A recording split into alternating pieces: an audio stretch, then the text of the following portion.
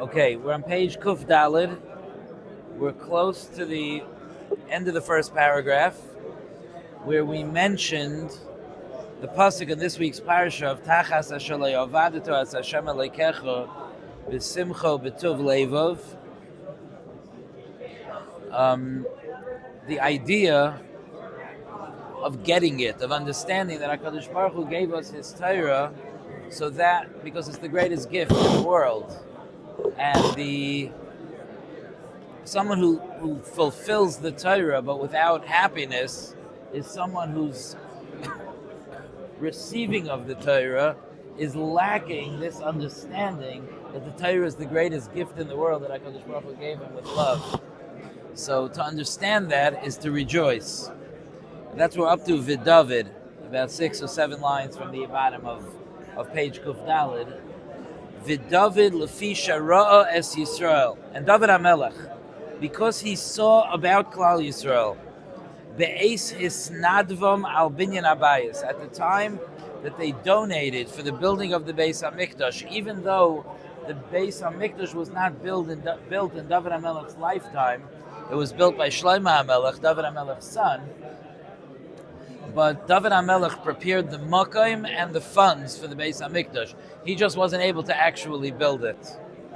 So David HaMelech saw that when they were donating for the Binyan Beis HaMikdash, Shekvar Higiu L'mayla Hazos, he saw that they had this Maila, this joy in serving Hashem, and his Spalal Aleim, and he davened for Klal Yisrael, Shetiskayim Hamida Hatoiva Bohem V'lo Yisasor, that this good midah should remain with them and should not deviate. Huma shenemar. This is what the pasuk says in Divrei Hayamim. Ve'ata amcha hanimtzu upai. He says the nation. He's talking to HaKadosh Baruch Hu. He's saying your nation. That's here. Ra'isi b'simcha lehisnadev lach. I see that they're joyfully donating. They're giving from their own nechasim, so that there should be a place for Asheras Hashchina, and they're not doing it in a resentful way. They're giving with their whole hearts. David HaMelech is reporting to Hashem that I see the joy that they're giving with. Hashem Elokecha Avram Yitzchak v'Yisrael HaKadosh Baruch Hu. Avoseinu, the Hashem of Avram Yitzchak and Yisrael, our forefathers. Yaakov is Yisrael. Shamra Zais Li'olam. Protect this forever. Protect this midah in them forever. Liyetzer machshavais levav hamecha, for the thoughts, the yetzer that creates thoughts in the hearts of your people. V'hachein levavam elecha, and create a foundation, prepare their hearts towards you. Rabbi say, why is this pasuk special to us? Shamra Zais Li'olam Liyetzer Machshavais Levav Hamecha V'Ochein Levav Hamecha. Well, when do we say it? Yes. Very good. We say it in Uvalatzion. You know what that is, right? We say in Uvalatzion,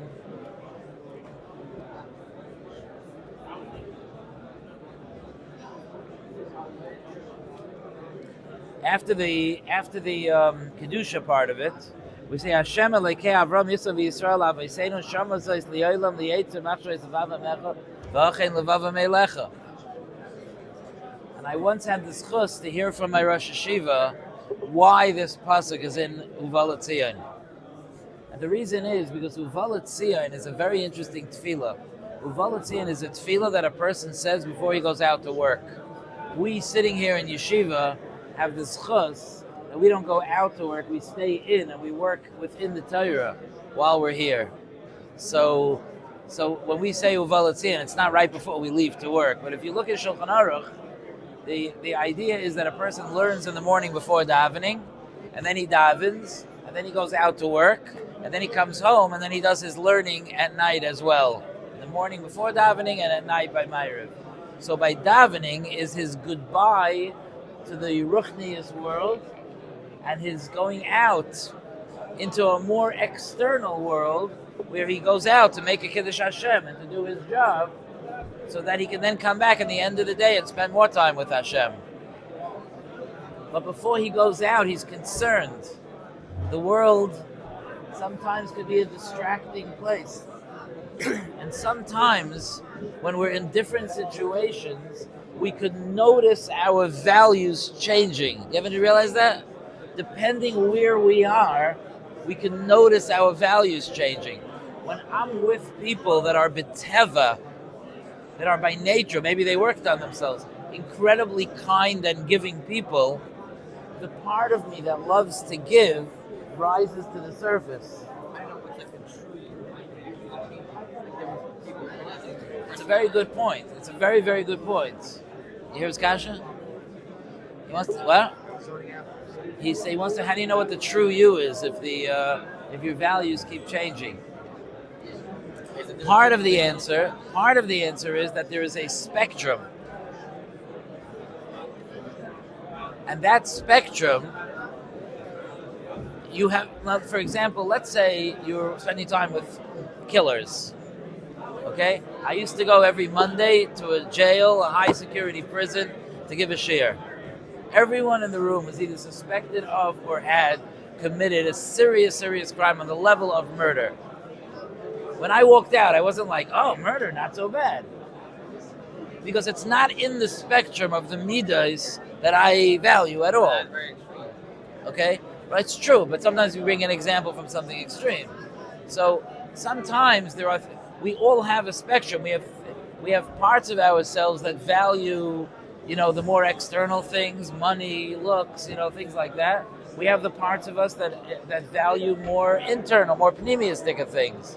It's our nature that when we're with people and we're in a certain environment, it brings out certain things. Adarabah, that's something that we want to work on. It's something that we want over our life, to be able to become more and more settled in who we are so that we're not all over the map. Some people are like a chameleon. You know what a chameleon is? Some people, they literally change no matter who they're with. They become a different person. I know people like that. When they're with very, very yeshivish people, they become very yeshivish. And then when they're with non-Jews, they can talk with the most not Jewish language. That's not... Who's the person inside, That's what Michelle is wondering. Who's the person inside? What? It's a bad thing. It's it's good to be able to connect. But you remind me, Jonah, of an unbelievable vart. Okay, there's a sefer. There's a sefer called Erech HaPayim. Erech HaPayim is a sefer that was written about how terrible it is to be angry, and different tools on how to manage your anger and how to get rid of your anger. Okay, it's a very interesting sefer. It's one of the few svarim you'll ever find that have a haskama from the Chafetz Chaim. Okay, so it's a special sefer, a little bit of a Hasidic sefer, and in there's a vart that doesn't have to do with anger. But in one of the footnotes there's a vart where he says that Avram Avinu used to be machnes orchim, right? So Avram Avinu would have guests. Were his guests on his madrega? No, not even close. Often they were idol worshippers. He used to have them wash their feet in case they worshipped sand. They shouldn't bring their avodah zarah into the tent with them. Okay, so they were many times his guests were far from his level, right? So you think when Avram Avinu was talking to these Arab, pre-Muslims, but you think when he was talking to these Arabs, you think he was talking about Rabbi Kiveger's kasha and Yavamis? Probably that wasn't the conversation, right? Probably it was about the news and the weather. What do you think he was talking to them about? So Avram Avinu, whose entire life was growing and growing and growing and growing, he had to pause, at least externally, he had to pause his growth so that he can interact with the people around him. Like you're saying, Daitei Mu'ureves and Mabrias. So that this sefer says That's what it means when it says that the three malachim came to Avram Avinu, the hu oimed aleim, and he was standing over them. He says he wasn't being hailech, he wasn't moving, he wasn't steiging, he wasn't growing. He paused his own growth to be able to spend time with them. As often a Rebbe will do, like when he spends time with someone, maybe the Rebbe would rather be doing something relevant to his own growth, but he puts that on hold because he cares about the Talmud, and he works with the Talmud where the Talmud is at, and he's oimed, he's own avodah is standing. He's not moving forward. Now, I guess in a sense that's wonderful for his avodah, but in the sense of learning more and knowing more or connecting with Hashem, he's limiting that because he's interacting with these Arabs. So when I saw this word, Jonah, I was medayik in the pasuk, and that's the yishuv between these two sides. It says, "V'hu oimed." What's the next word? Aleihem, over them. In other words, it's true that sometimes even a tzaddik or a talmid chacham has to pause his own growth to spend time with people that are not as fortunate as him and don't have the benefit of the chinuch that he had, or his talmidim that want to grow up to be like him. Right? That's true. But that doesn't mean that he should go down a madrega. It doesn't mean that you're sitting with Goyim, so you want to be ma'urav with them, so you make inappropriate jokes. I want to be ma'urav, I'm a chameleon. Chas v'shalom. If we have to be different than the people around us, we will do that. Us Jews are very good at standing apart. We will not do that. You know? And it's my wife works among the completely among non-Jews, and she has 23 years experience of standing apart. And they love her. She schmoozes with them about tons of things. But if they start talking about things that are inappropriate, when they're talking about their spouses and saying things that are not appropriate to say in a public forum about their spouses, thankfully my wife doesn't jump in and say, well, let me tell you about my husband. She does not do that. She steps out of the conversation. When they're using language that they shouldn't use, in fact, often they'll correct themselves because she's there. They'll be like, don't talk that way. Esther's here. So that's not a chameleon. That's oimed. So she's sitting and talking to her non-Jewish colleagues. What do you think she's talking about? She's not talking about the Yom Adin, I promise you that. So she's oimed, but she's aleim, she's over them. That's the job. So yes, it's very nice to be ma'urav and mabrias, but you have to stand on your madrega. You can't lower your madrega. However, it is true that there's a pull. And when we're in the Beis Medrash, we're pulled upwards. When we're outside the Beis Medrash, we can be pulled downwards. How many times have any of us been in a conversation and we walked away from the conversation feeling like, what did I just do? What did I just let myself talk about? Why did I get involved with that? Why didn't I walk away? No, it happens sometimes. So when a person is davening in the morning, part of what he's davening to Hashem is that he should have the strength to remain strong to his foundations and not to be all over the place. He should be able to stay strong. So that's why by Uval Tzion, which is the last tefillah that we say in davening before Aleinu, before we sign off our davening, and even on Shabbos, we say it's Shabbos by Mincha. Right? It's the end of Shabbos. You don't have to say it after Shachris on Shabbos because you're not going out to work. So you say it at the end of the day when you're going out to the week. But you say Hashem Elokeinu Avram Yitzchak v'Yisrael Avoseinu, HaKadosh Baruch Hu, the God of our Avos, Shamra Zos La'olam. Please protect this forever. I just spoke to you, Hashem. I just learned your Torah. I just spent time with you. Please protect the madrega that I just achieved. Regarding my thoughts and my yetzers. The hachein levavam elecha, and prepare and secure their hearts towards you. Hashem, help my heart stay focused on you. But the Mesilas Yesharim is telling us that this pasuk was said by David HaMelech not because Klal Yisrael was crying and sad and remaining devoted to Hashem, even though there was so much to do out there. No. David HaMelech said this when he saw that Klal Yisrael is so happy with Hashem. And when he said, let's raise money, or let's bring our resources to build a Beis HaMikdash, Klal Yisrael showed up. And they were there because they wanted it, because anything that will bring them closer to Hashem, they want to do. And when David HaMelech saw the joy that Klal Yisrael has with Hashem, he davened to Hashem to protect it. And by the way, don't think that tefillah disappears. That means till today, when you feel a joy in serving Hashem, you're getting the benefits of David HaMelech's tefillah. And if you don't feel joy in serving Hashem, you can daven to Hashem and say, HaKadosh Baruch Hu, please remember David HaMelech's tefillah. Remember David davened for me that I should be able to remain happy. Yeah, maybe it wasn't me specifically, it was my great-great-great-great-great-grandfather. But we're all Klal Yisrael. And David davened for us, that we should remain focused on you, Hashem. We should be so happy that we get to serve you, and that we should be overwhelmed with how fortunate we are, so that we daven to Hashem to listen to David's tefillah. Sometimes it's easier to ask Hashem to listen to David's tefillah than to have to make up a whole tefillah of our own. So Baruch Hashem, we have a lot of energy. David HaMelech, David Melech Yisrael Chai V'Kayim. David HaMelech's strength is still here.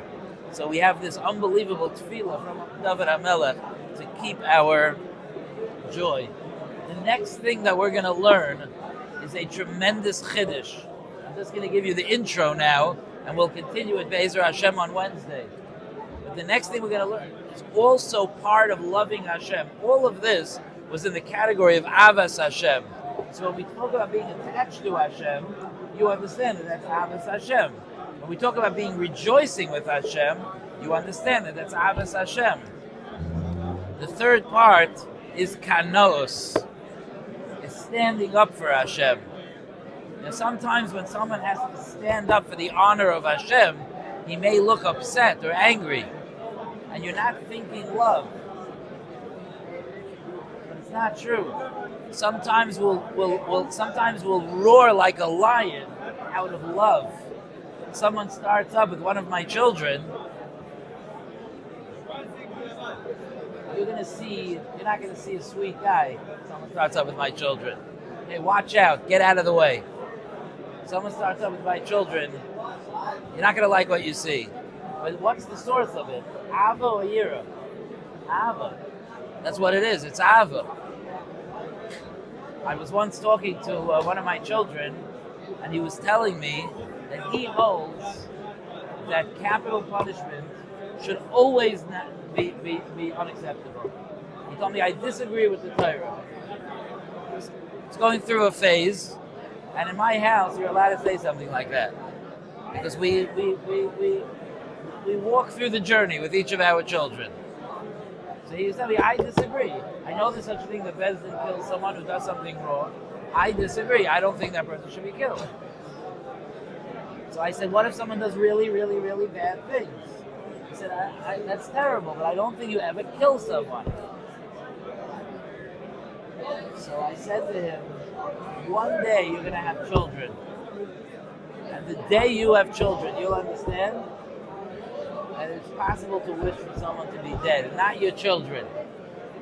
Because you'll have someone alive that you love so much that if someone would start up with that person, you'd say, okay, that person does not deserve to be alive. Your fire with. And then what happened was, my son is still not married, but his sister got married, and his sister had a baby. And when that baby was born, a few weeks later, he came over to me, and he was like, I'm hearing capital punishment a little better now. If anyone would start up with my niece, I would kill them. So there's such a thing as a powerful anger that's sourced in love. And that kanos, that will be the subject of next time, Be'ezer Hashem.